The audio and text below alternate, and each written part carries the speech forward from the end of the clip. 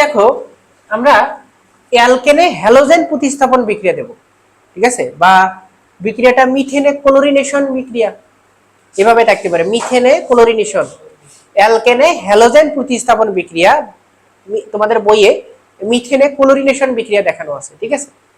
যেমন আমরা একটা অ্যালকেন, আমরা মিথেন নিলাম।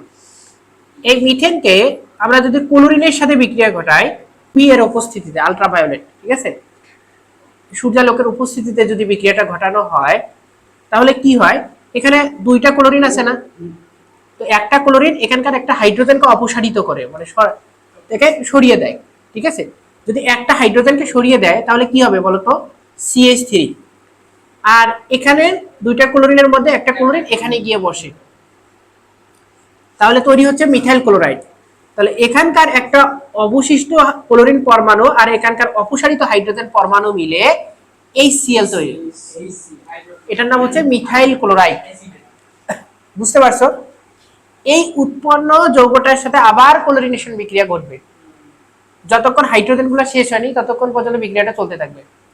তো ওইটাকে আবার নাও, CH3Cl, ক্লোরিনের সাথে বিক্রিয়া ঘটাও, UB, একই বিক্রিয়া এখান থেকে একটা হাইড্রোজেনকে অপসারিত করবে।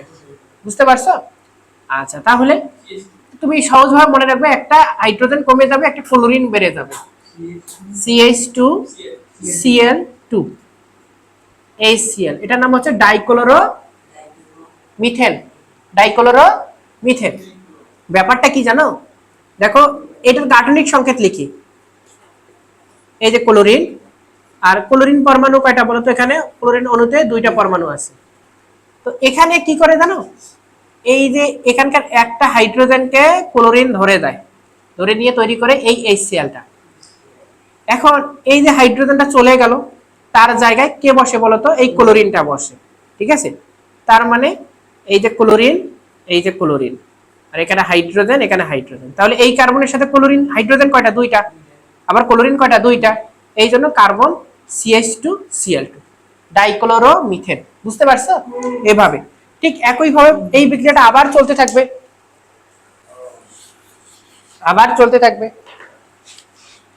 তো ওইটাকে আবার নিবা, CH2Cl2, ক্লোরিনের সাথে যদি বিক্রিয়া করা, আবার একটা হাইড্রোজেন কমে যাবে, CH, আর এখানে Cl3, trichloro methane. Trichloro methane, কয়টা ক্লোরিন, তিনটা, এই জন্য ট্রাইক্লোরো মিথেন, এটা ক্লোরোফর্মের সংকেত। আচ্ছা, এটাকে আবার নিতে হবে, CH-Cl3, তো এটার সাথে আবার ক্লোরিনেশন বিক্রিয়া, কি হবে, এই হাইড্রোজেন তার থাকবে না, ক্লোরিন দ্বারা প্রতিস্থাপিত হবে, তাহলে এখানে হাইড্রোজেন কমে যাবে, ক্লোরিন বেড়ে যাবে, CCl4, ঠিক আছে। টেট্রাক্লোরো মিথেন, 4 আছে এই জন্য টেট্রাক্লোরো মিথেন, ঠিক আছে, বা কার্বন টেট্রাক্লোরাইড।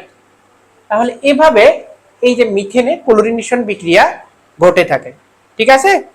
আচ্ছা, যেমন ইথেন, এই যে ইথেনে যদি ক্লোরিনেশন বিক্রিয়া ঘটাও হ্যালোজেন দ্বারা প্রতিস্থাপন, ঠিক আছে, তাহলে এখানকার একটা হাইড্রোজেনকে প্রতিস্থাপিত করবে, ঠিক আছে, ওটা তার জায়গায় বসবে, CH3CH2Cl আর HCl, এটার নাম হচ্ছে ইথাইল ক্লোরাইড। বুঝতে পারছো? এখানে সবগুলো হাইড্রোজেন প্রতিস্থাপন বিক্রিয়া দেখানোর দরকার নাই, শুধু প্রথম ধাপটা দেখাবো।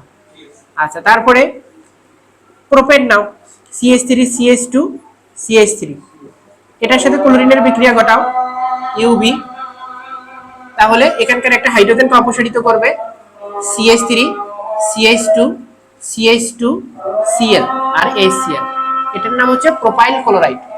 একইভাবে যদি বিউটেন নাও, বিউটাইল ক্লোরাইড, পেন্টেন না, পেন্টাইল ক্লোরাইড। বুঝতে পারছো? এভাবে সব বিক্রিয়াগুলো দেখেন, তাহলে তোমাদের অ্যালকেন শেষ করলাম, ঠিক আছে।